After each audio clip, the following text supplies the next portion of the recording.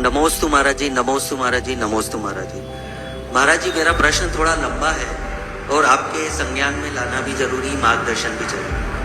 महाराज श्री, पुणे में 1958 में सेठ हीराचंद नेमचंद स्मारक ट्रस्ट द्वारा बनाए हुए जैन मंदिर एवं 235 छात्रों की क्षमता वाले छात्रावास, जो कि 3 एकड़ भूमि में बना हुआ है, उसको ट्रस्टियों ने किसी बिल्डर को 230 करोड़ रुपए में यह बोलकर बेच दिया कि छात्रावास के नवीनीकरण के लिए हमारे पास निधि नहीं है।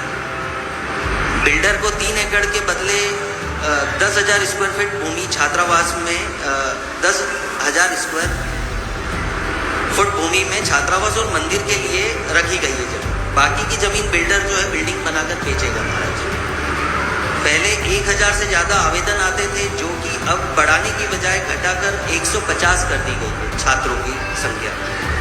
साथ ही पूरी जमीन पर कई पेड़ पौधे भी थे महाराज जी, जो ये बनाने के लिए हटाने पड़ेंगे, उसमें काफी जीव हिंसा भी होगी।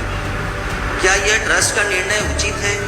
पब्लिक ट्रस्ट द्वारा समाज के लिए समर्पित भूमि जो कि बेचना निर्माल्य की कोटि में आएगा क्या? और यदि आता है तो महाराज जी, शास्त्रों में इसका क्या वर्णन है निर्माल्य के भोग का? कृपया मार्गदर्शन कीजिए। देखिए, मुझे पूरी जानकारी नहीं है, लेकिन जिस तरह की बात आपने की है, ये धर्म की दृष्टि से कतई उचित नहीं कही जा सकती। हमें धार्मिक दृष्टि से सब बातों को व्यापकता से समझना चाहिए। सेठ हीराचंद नेमीचंद जी दोषी जैन समाज के एक महान स्तंभ थे और उन्होंने अपने जीवन काल में ऐसे बहुत सारे बड़े बड़े कार्य किए जो धर्म और समाज के उत्थान में बड़े कारक बने। 1858 1900 नहीं क्या और पहले 1958 में जिनने इतना बड़ा भूखंड दिया, ट्रस्ट के ट्रस्टियों की जिम्मेदारी होती है कि जो भी ट्रस्ट उन्हें प्राप्त हुआ है और ट्रस्ट की जो परिसंपत्तियां हैं उनका समुचित रख रखाव करे, उसे किसी भी स्थिति में खुर्द बुर्द न करने दें। यदि समय काल के अनुरूप कोई डेवलपमेंट करना हो तो डेवलपमेंट करते समय भी ट्रस्ट के संस्थापकों की मूल भावना के अनुरूप रखा जाए। किसी भी ट्रस्ट को उसके संस्थापकों के विरुद्ध काम चलाना एक प्रकार से विश्वासघात है। आपके लिए ट्रस्ट के जिम्मेदारी दी गई है, आप उस जिम्मेदारी का निर्वाह करते हुए उसे आगे बढ़ाएं। इस अर्थ में उसे बेच देना और बेच करके मात्र 10,000 वर्ग फुट में मंदिर और छात्रावास को सीमित कर देना समझ से परे। ट्रस्टियों को चाहिए कि यदि उसका व्यावसायिक उपयोग भी करे तो इस तरीके से करे कि मूलभूत उद्देश्य बढ़े।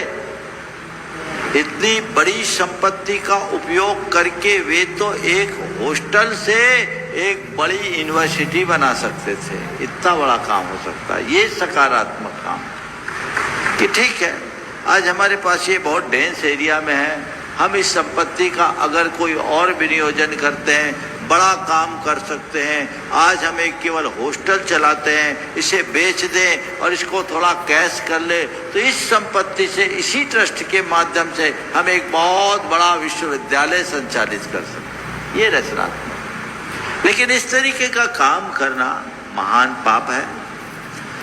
जिस दातार ने इसकी स्थापना की थी उनने कभी कल्पना भी नहीं की होगी कि हमारे जाने के 77 वर्ष बाद ही ये हाल हो जाएगा। ये कतई उचित नहीं है। उनके वंशजों को भी ये सोचना चाहिए, ये महान अनर्थकारी है। आप किसी की निजी संपत्ति का उपयोग करो, उनने अपनी संतानों को भी संपत्ति दी होगी, लेकिन ट्रस्ट की संपत्ति का इस प्रकार से प्रयोग करना कतई उचित नहीं है। अब ट्रस्टियों ने क्या अपनी मंशा जगत जाहिर की है और इसके कानूनी पहलू क्या है, मैं इस विषय में नहीं पढ़ना चाहता, मुझे पता भी नहीं, लेकिन धर्म की दृष्टि से कतई उचित नहीं है, मानवीय दृष्टि से भी कतई उचित नहीं है।